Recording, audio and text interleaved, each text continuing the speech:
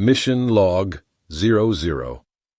We have officially been tasked with acquiring a human specimen without being noticed and researching possible methods of assassination for possible future gain. Mission Log 01. We have finally acquired a human specimen. They seem to be in top condition, perfect for experimentation. We were able to track an emergency beacon to an escape pod. Apparently, the ship was destroyed due to an error in the navigational computer. As such, it has been determined that no one would notice the human missing and be able to link it to us in any possible way. This is a perfect specimen. Even though the human is due for experimentation on possible assassination attempts, other crew members posed ethical concerns with the treatment of the human. It is majority opinion that while we are not preforming experimentation, we should treat the human as an honored guest. They will die soon regardless, so as captain of this vessel I saw no issues. I gave my captain's quarters to the human and informed them that they are not to roam about the vehicle. The human happily agreed. Mission Log 02. It is well known that humans prefer a high nitrogen, low oxygen atmosphere.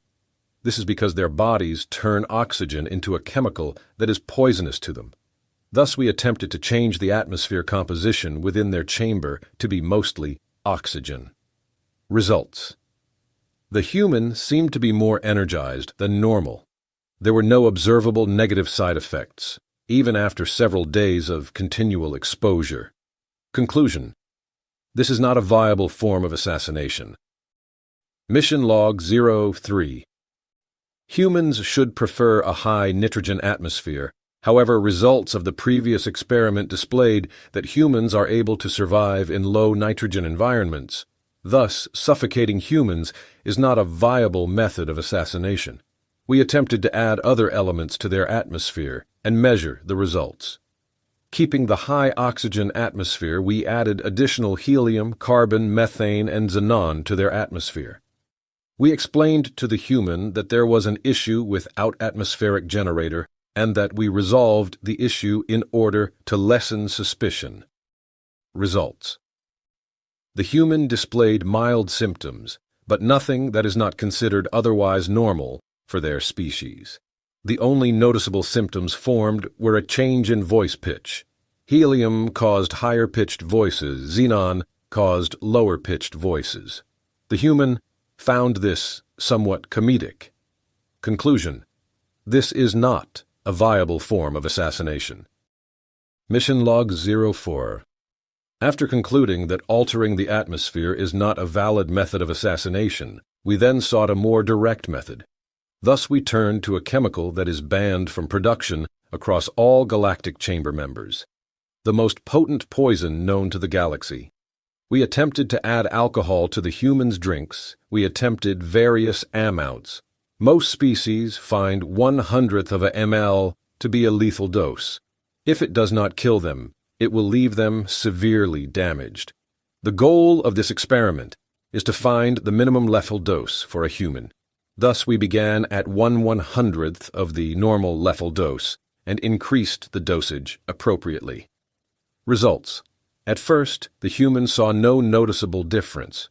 As we approached adding 40 ml, more than 4,000 asking the galactic lethal dose, the human was able to determine that the drink contained alcohol and asked for more.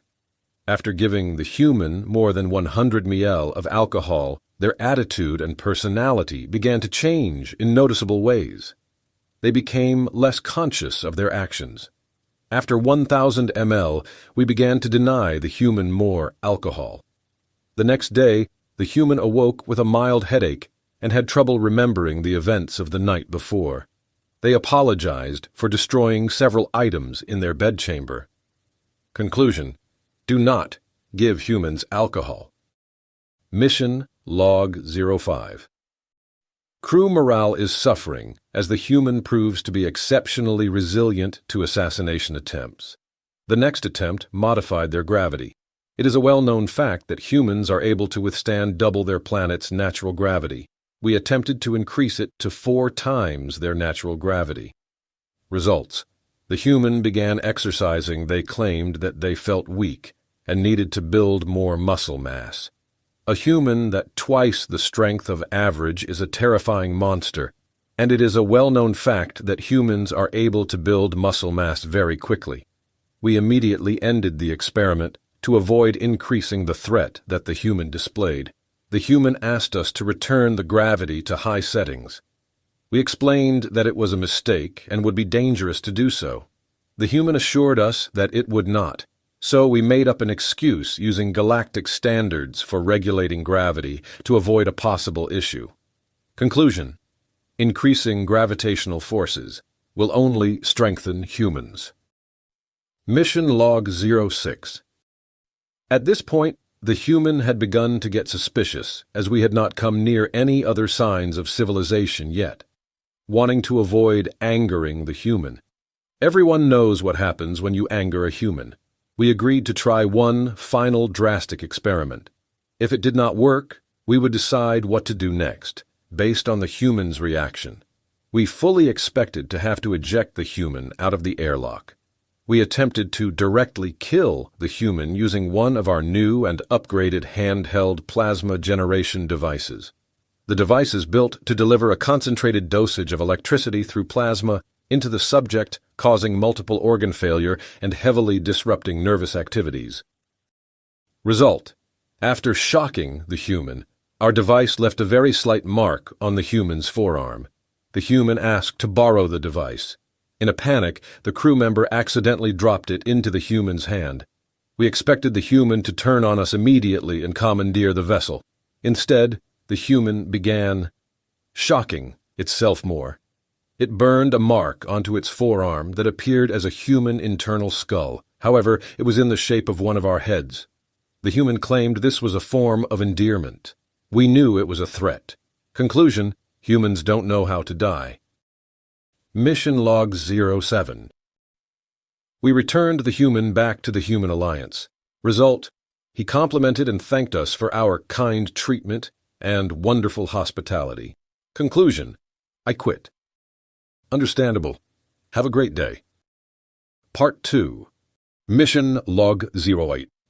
I was promoted to captain of this vessel after the last captain retired due to unfortunate mental trauma after attempting to assassinate a human. Humans are hardier than we initially imagined possible. It would be difficult to corner a human diplomat within the Galactic Council and attempt assassination with a blunt force weapon without getting caught. However, it might be possible, and it is seeming more and more like that is our only option.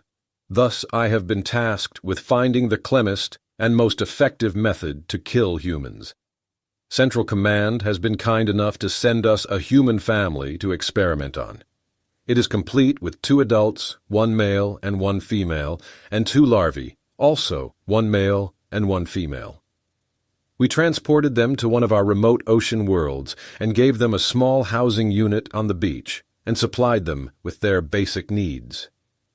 Result: the salinity of the water is far more than the normal required amount needed to cause severe burns or even death for many galactic species.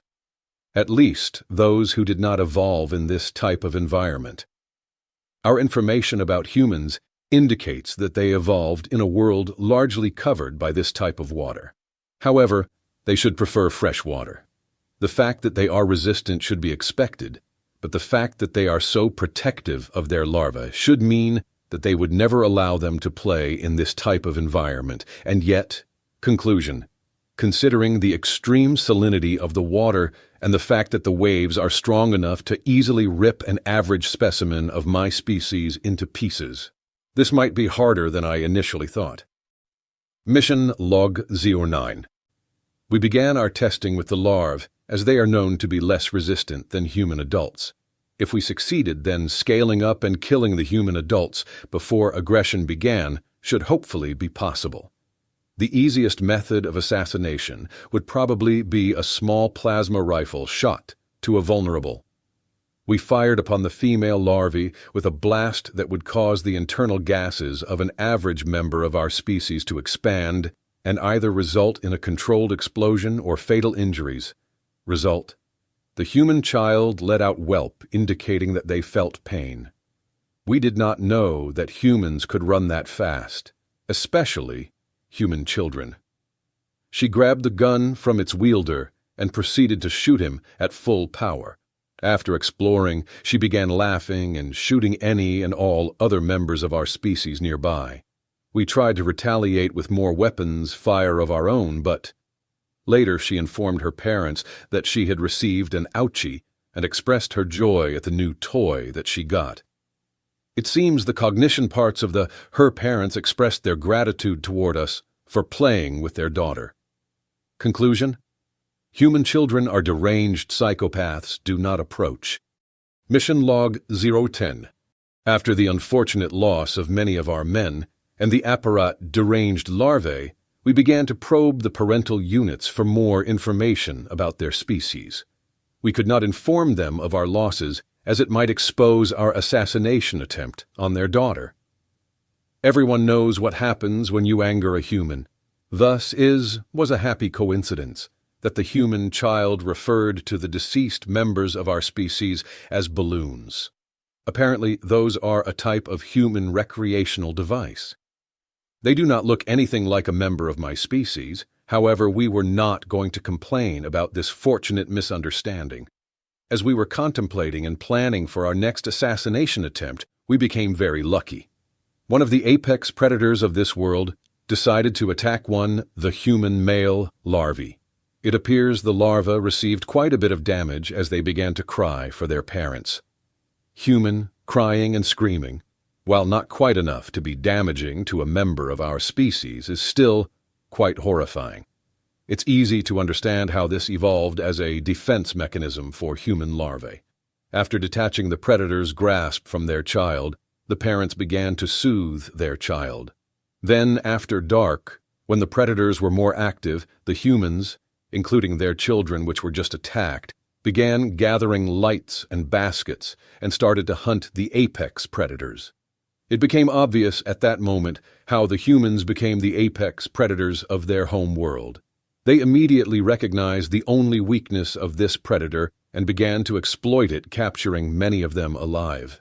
It took many experts of our species many months using a sophisticated AI to learn how to perform the tasks that the humans seemed to instinctively pick up on.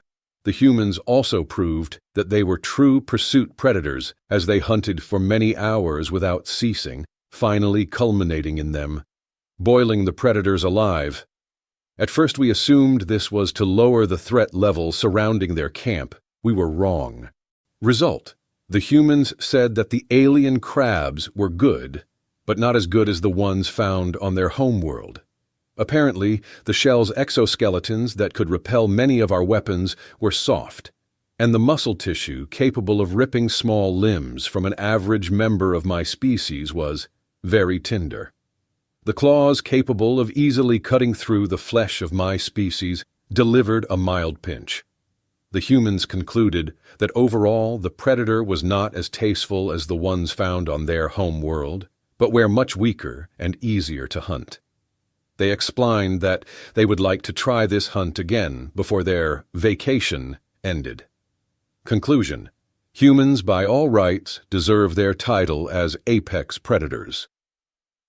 Mission Log 011. After the incident with the predators of this world, we concluded that nothing short of medical-grade surgical equipment would be able to pierce the human's flesh, even that of a child. As such, we did not want to risk exposure by bringing out such specialized equipment. Apparently HQ had informed the humans that they had one and all expenses paid vacation to a luxury beach resort, complete with private beach and family fun activities. They planned to explain to the human ambassadors that an unfortunate and unexpected natural disaster killed the humans, and pay appropriate reparations in order to get off the hook and avoid suspicion. It was well worth it for these perfect test subjects. We did discover from the predator of this world that blunt force trauma might be effective against the humans. Thus, we resorted to one of our world's ancient ballistics weapons. Plasma weapons were much more effective, however, no one wanted a repeat of that experiment. We shot the male larva with our handheld ballistics device. He began crying as he had done when the predator viciously attacked him. The adults came to check on him. We were terrified when they arrived. They saw our gun and asked to look at it. In a panic, the recruit dropped their weapon. After examining the weapon, the adult human male let out a sigh, showing exasperation, and compared the weapon to one of their own recreational devices, called an airsoft gun, followed up by the remark, "These really hurt. We understand that you want to play without children, but please understand that human children are very weak and not very resistant to these types of toys. I'll be more than happy to play with you later, though." We immediately turned down the human's request to play later, explaining that we were going to be busy at that time. The human seemed suspicious, but let it go. In exchange, they asked for something sweet to make it up to their child. We agreed, and one of our members almost had a panic attack when the humans defined sweet as chocolate, which is apparently a common human confectionery treat containing not one, but 2 separate toxins, both known to be deadly among most galactic chamber species. Result: we did make some progress. Humans seem to be resistant to blunt force trauma, but not completely immune. Unfortunately, a normal weapon capable of killing a human larvae, let alone an adult, could in no way be considered conspicuous. Conclusion: as the previous captain had confirmed, humans cannot be poisoned. Additional testing for brute force damage may be the only plausible option for human assassination attempts. Mission Log 012. While greeting the replacement crew members after the female human larvae went on her balloon-killing spree, one of our researchers made an interesting observation about the humans. They were performing an activity that they called diving. This required them to completely stop breathing for extended periods of time. They are apparently able to store air in one of their internal organs, which they call a lung. The human lung is an organ somewhat resembling a member of our species without tentacles. The lining on the lung apparently serves a similar function to that of our own skin. It absorbs needed particles from the air and distributes it to a blood fluid, which distributes it to other organs. However, while our species absorbs the air and uses various types of gases to make our body lighter, resulting in our ability to easily move about. Curiously, the human lungs seem to be inverted, making them like sacs that store the air from the surrounding environment and use it slowly over time. This action allows the humans to act as semi-aquatic predators. This is made even more terrifying by the fact that they are more dexterous in water than most of the galactic chamber species that evolved as actual aquatic species. Furthermore, since they do not use a gill-like structure to breathe or absorb needed air particles through their skin like normal species. This means that even completely removing all of the air in their living quarters would not result in immediate death. They would be able to survive for an outrageous amount of time in a completely airless environment. Result? Humans are apex predators, both in and out of water. They are capable of withstanding intense water pressures, extreme salinity, and can even survive a completely airless environment for extreme periods of time. Conclusion: crew morale is starting to take a complete nosedive. Humans are starting to appear completely invincible to anything short of a planet-destroying weapon.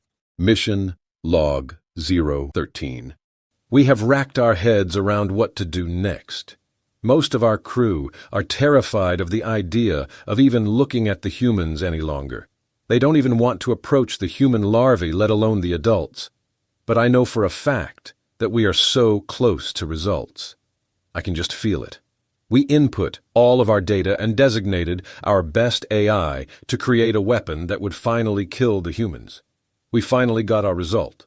It was a small metric firearm that consumed metallic projectiles and used a chemical reaction rather than high pressures to fire the projectile at speeds capable of breaking the sound barrier. To think that this is what it would take to kill a human, we immediately scrapped the idea. Not only would this be too loud for an assassination attempt, but it would be nearly impossible for one of our species' strongest warriors to even lift the thing, let alone fire it. And the recoil from such a device would probably rip off a tentacle, if not multiple. We fine-tuned the AI and reconfigured the parameters. And we did it. We finally found a plausible way to kill the humans. It would take extreme effort from our thinkers to find a way to use this as an assassination attempt, but it was the best that even our most sophisticated AI could come up with. Surely if this doesn't work, then the humans must be completely invincible. We started by taking large, solid metallic sphere and carrying it to a height in which it could reach maximum velocity very quickly. Estimates conclude that if it were to hit a human just right then, it should theoretically puncture their skull and result in fatal damage. We proceeded with the experiment. Results. The humans being natural apex predators from a death world full of other predators that would happily prey upon the apex predators from almost any habitable world in our galaxy, unsurprisingly, and yet somehow unexpectedly, have very strong natural instincts. These natural instincts are bordering on psychic powers that the humans speak about in their fiction stories. Not only did the human larva easily dodge the deadly ballistics device, but they then proceeded to pick it up and throw it at speeds far exceeding its normal maximum velocity at the other human larva, who then proceeded to easily dodge it and do the exact same thing. Conclusion: humans are by all rights invincible. Mission Log 014. I separate this into a separate mission log, but the events of this log directly follow the events of the previous log. I felt this to be a suitable result, to create a separate log. We believe we have finally succeeded in our mission. We found a way to successfully assassinate the A-human. It was so simple, and it stared us in the face the entire time. And yet no one even noticed it. It should have been obvious, and yet we were too blind to see it. After several throws of the metallic sphere by the human larvae, one of the human adults ran toward them, shouting at them to stop. This caught the attention of the other human. Result: after several seconds, they began to shout at one another about whose responsibility it was to watch over the larvae. They both blamed one another. Then the adult human female began to punch the human male, who simply defended. It appears that the attack, while not serious, would still have been enough to injure the human. If this included any form of weapon, then the attack might even be deadly. Conclusion: it appears that only humans can pose a significant threat to other humans. Mission Log 015. We did it. We finally killed the humans. All of them. Last night, there was a terrible storm. It almost completely destroyed our research facility. A natural disaster equivalent to a 1,000-year superstorm on our home world. Most of our staff died. The air pressure outside was enough to crush most members of our species, let alone the acidic rain, which would slowly melt away the external layers of our skin, resulting in suffocation. The intense sound waves caused by the lightning strikes were enough to cause internal hemorrhaging, and if all of that didn't kill you, then the wind speeds capable of easily ripping our bodies limb from limb would finish you off. This type of superstorm is the entire reason our home world was classified as one of the 3 Category 1 death worlds in the galaxy. If we hadn't planned for something like this, then none of our crew would have survived. Unfortunately, such a storm being so rare in the galaxy, it is impossible to fully prepare. I suppose that the excuse that HQ planned to give the humans came true after all, unfortunately. Results: the humans came over to greet us and check on our well-being after the storm. They said that their house must have been made of cardboard as it collapsed in on itself under the air pressure, and that the roof and several walls just blew away. That house was actually made of an extremely durable substance, commonly used in construction on our home world.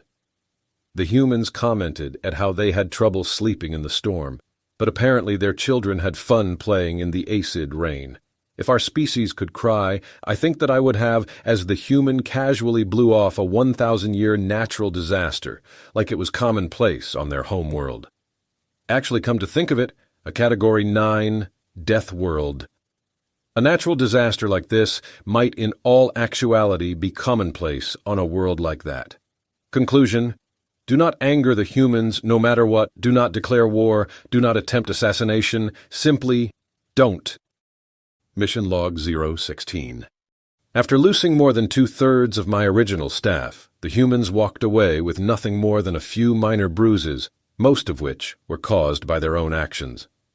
We delivered them safely back to their home, and they remarked that other than the final night, their vacation was absolutely wonderful, and they thanked us for our kind treatment and overwhelming generosity. Result: I wanted to follow the path of the former captain and resign my position. However, out of a strong deduction to my people and an even stronger sense of self-preservation, I felt that it would be in the entire galaxy's best interest if I remained on staff and took up the position of advisor on human affairs. Conclusion: fortunately, we were able to profit from this experience. My abilities as advisor allowed our people to start building infrastructure on several death worlds within our borders. Infrastructural included housing complexes, battlegrounds, and recreational activities like balloon popping stands. We then began to rent these facilities to various human families as vacation getaways. Apparently, the humans found these death worlds to be virtual paradises, though not all of them enjoyed the low gravity. Through this, we were able to forge a strong and profitable relationship with the humans and even gained some much-needed leverage in our negotiations with them. It turns out that you do not need to assassinate human diplomats after all. Just offer them an all-expenses-paid vacation to a death world with death water, poisonous air, acid rain, common natural disasters, and wartime simulations using live ammunition, and they will be very open to negotiations.